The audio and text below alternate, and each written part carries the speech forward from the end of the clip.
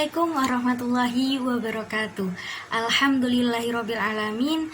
Allahumma sholli ala Sayyidina Muhammad wa ala alihi washabihi ajmain, amma ba'd. Hai teman-teman, ketemu lagi sama aku Sofiatul Fitriyah. Dalam kajian Islami kali ini aku akan membahas mengenai kisah Nabi Yusuf dan ketampanannya. Dalam kajian ini aku mengambil referensi dari buku Kenabian dan Para Nabi yang ditulis oleh Muhammad Ali Asyabuni. Nah, dalam buku ini kisah Nabi Yusuf dituliskan dalam halaman 444.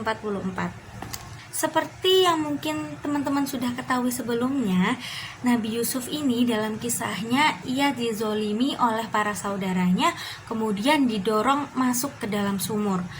Kemudian Nabi Yusuf ditemukan nih oleh seorang musafir dan kemudian dijual kepada pembesar di Mesir yang bernama Kitfirul Aziz.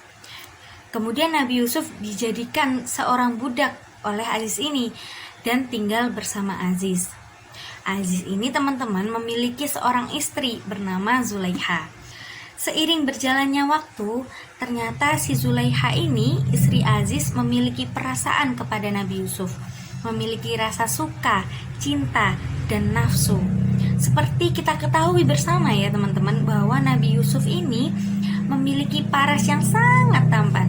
Bahkan dalam Al-Quran pun disebutkan bahwa ketampanan Nabi Yusuf ini melebihi manusia seluruhnya. Ia bak rembulan di malam bulan purnama, melebihi bintang gemintang.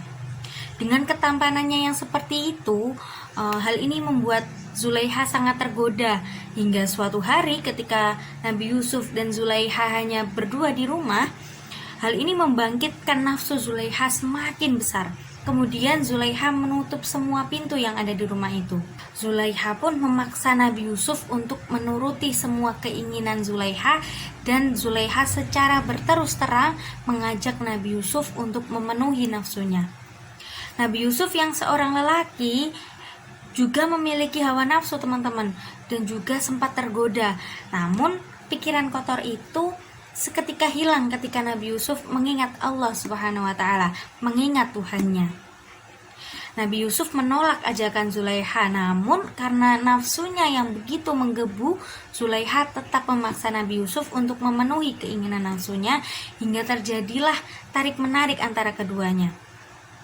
Sampailah Nabi Yusuf terlepas dari genggaman Zulaiha, kemudian Zulaiha tetap mengejar dan mencengkram baju bagian belakang Nabi Yusuf hingga akhirnya terkoyak.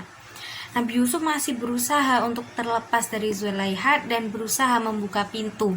Dan pada saat itulah sang suami Kitfirul Aziz datang dan memergoki keduanya yang terlihat sangat mencurigakan. Nah, karena si Zulaiha tahu bahwa suaminya mulai curiga, akhirnya Zulaiha mulai nih playing victim. Zulaiha menangis dan mengatakan bahwa Nabi Yusuf lah yang memaksa Zulaiha untuk memenuhi nafsu Nabi Yusuf. Namun suaminya tidak percaya begitu saja, karena suaminya ini curiga dengan kerusakan yang ada pada baju Nabi Yusuf yang ada di belakang. Karena seharusnya apabila Nabi Yusuf yang memaksa, kerusakan baju itu akan ada di depan, bukan di belakang. Kemudian Kitfirul Aziz memohon kepada Yusuf untuk merahasiakan hal ini dari orang-orang. Namun ternyata berita akan kejadian ini telah menyebar ke penjuru negeri. Banyak masyarakat, terutama wanita, membicarakan, menghina, dan mencerca perbuatan Zulaiha ini.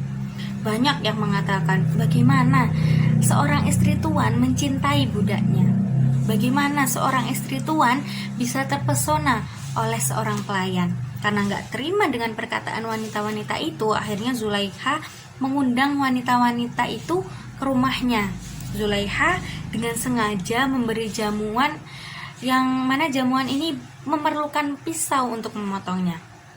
Dan kemudian Zulaiha menyuruh Nabi Yusuf untuk keluar dan menampakkan diri kepada wanita-wanita ini.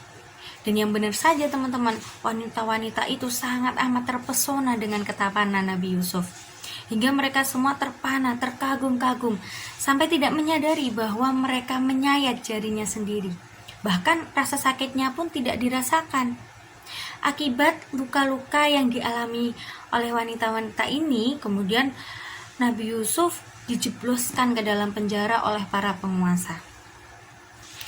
Akibat ketampanan inilah Nabi Yusuf dipenjara selama 7 tahun lamanya, padahal Nabi Yusuf tidak melakukan kesalahan apapun. Nabi Yusuf dipenjara bersama 2 orang pemuda yang merupakan pelayan dari seorang raja. Mereka sama-sama memiliki mimpi yang aneh. Kemudian kedua orang ini menceritakan kepada Nabi Yusuf, dan Nabi Yusuf mengartikan mimpi ini.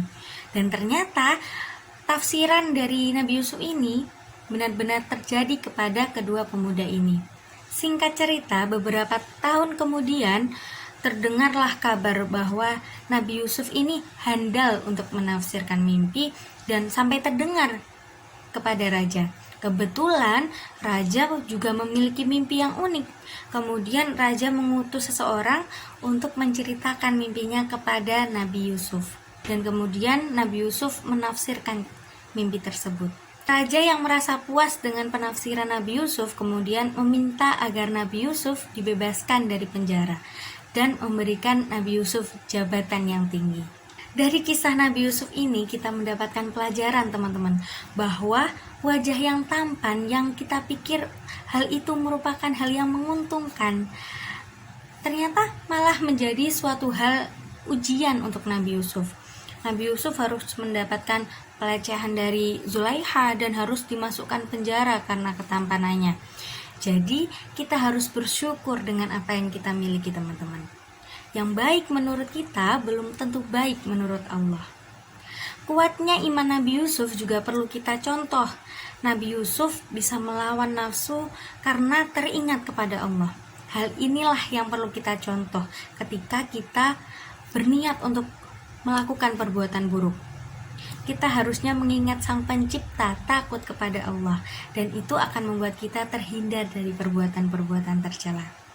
Semoga kita bisa mencontoh perbuatan-perbuatan baik yang telah dicontohkan oleh Nabi Yusuf alaihissalam. Demikian yang dapat saya sampaikan, kurang lebihnya saya mohon maaf. Wassalamualaikum warahmatullahi wabarakatuh.